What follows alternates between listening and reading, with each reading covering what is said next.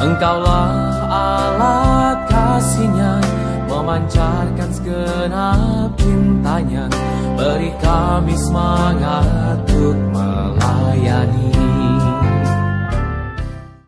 Saudara-saudari yang terkasih di dalam Tuhan, mari kita mengawali renungan kita pada hari ini dengan doa. Dalam nama Bapa dan Putra dan Roh Kudus, amin. Terima kasih Bapa di surga atas segala anugerah-Mu hari yang indah ini, hidup yang senantiasa masih Engkau berikan kepada kami. Kami hendak mendengarkan sabda-Mu, curahkanlah Roh Kudus-Mu untuk menerangi hati, pikiran, dan seluruh jiwa raga kami, untuk mengerti sabda-Mu, meresapkannya, dan memiliki daya, kemampuan untuk mewujudkannya dalam hidup kami. Terima kasih, terangilah kami, ya Bapa, dengan segala karunia-Mu, demi Kristus, Tuhan kami. Amin. Dalam nama Bapa dan Putra dan Roh Kudus. Amin. Saudara-saudari yang terkasih, renungan kita pada hari ini diambil dari Injil Matius bab 7 ayat 7 sampai dengan ayat 11. Mintalah maka akan diberikan kepadamu, carilah maka kamu akan mendapat, dan ketuklah maka pintu akan dibukakan bagimu. Sabda Tuhan dari Injil Matius bab 7 ayat 7 ini mengajak kita untuk percaya sepenuhnya kepada Tuhan, percaya akan kasih setia Allah, percaya akan pemeliharaan Allah kepada kita, percaya bahwa Allah tidak membiarkan kita, Allah memelihara kita. Dari pengalaman hidup kita harus semakin yakin sejak kita ada di dunia, sejak kita ada di rahim ibu kita hingga saat ini, dalam segala pergulatan dan perjuangan hidup kita, jatuh bangun hidup kita, Allah memelihara kita, Allah menyelenggarakan hidup kita, Allah membuka rahmat-Nya untuk kita, sehingga melalui sabdanya dalam Injil Matius bab 7 ayat 7 ini, Allah sungguh membuka. Mintalah maka kamu akan diberi, carilah maka kamu akan mendapat, dan ketuklah maka pintu akan dibukakan kepadamu. Menjadi persoalannya, saudaraku yang terkasih, ketika sudah sering kali dan banyak kali kita berdoa, memohon kepada Tuhan, namun apa yang kita mohonkan itu tidak dikabulkan atau tidak kunjung dikabulkan. Membuat kita bisa bersedih, membuat kita bisa patah semangat, putus asa, bahkan mungkin bertanya kepada Tuhan, mengapa Tuhan tidak mengabulkan apa yang saya mohonkan? Mengapa Tuhan tidak memberi apa yang saya perlukan? Saudaraku yang terkasih, belajar dari pengalaman orang lain, dan tentu kita bisa melihat kembali hidup kita, bahwa memang ada saat-saat apa yang kita harapkan tidak kita dapatkan, ada saat-saat kita kecewa. Santo Vincentius mengalami juga hal-hal di mana ketika Vincentius gagal dan apa yang diharapkan itu tidak terpenuhi. Namun suatu hari tahun 1617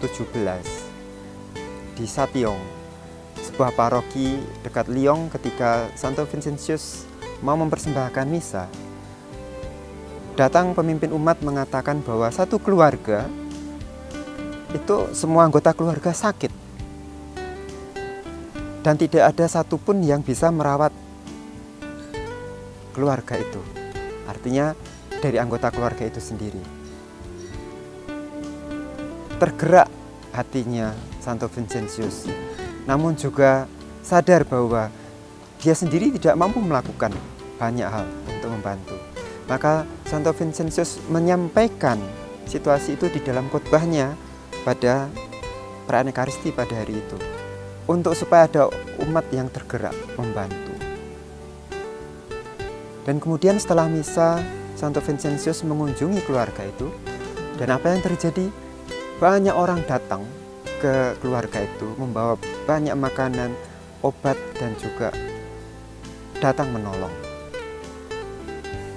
Peristiwa di Sationg ini menjadi momen yang sangat penting dan menentukan dalam arah panggilan Vincentius, yang akhirnya membawa Vincentius pada karya-karya yang besar, karya-karya untuk orang kecil, miskin, malang, dan menderita.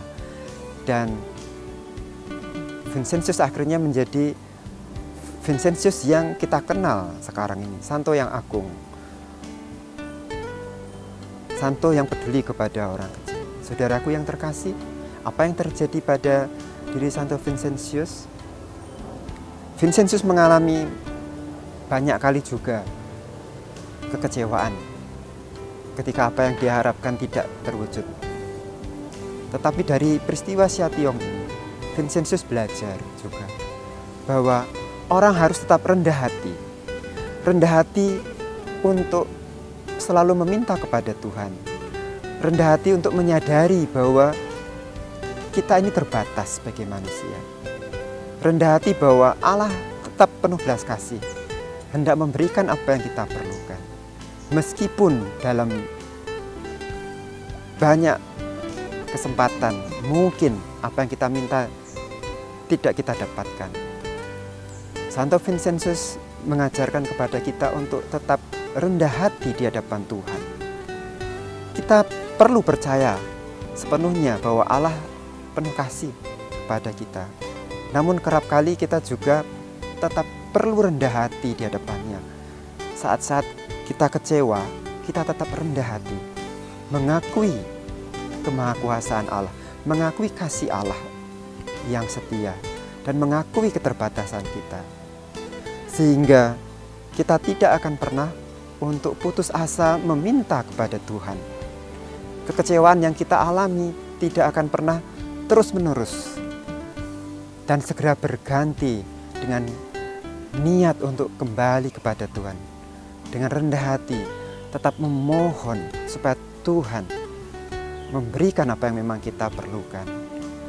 Saudaraku yang terkasih, sabda Tuhan juga mengatakan kepada kita, bahkan apa yang tidak pernah dilihat oleh mata, apa yang tidak pernah didengar oleh telinga, dan apa yang tidak pernah timbul dalam hati manusia, itu disediakan oleh Allah bagi mereka yang setia kepadanya. Ketika kita rendah hati dan tetap memohon kepada Tuhan,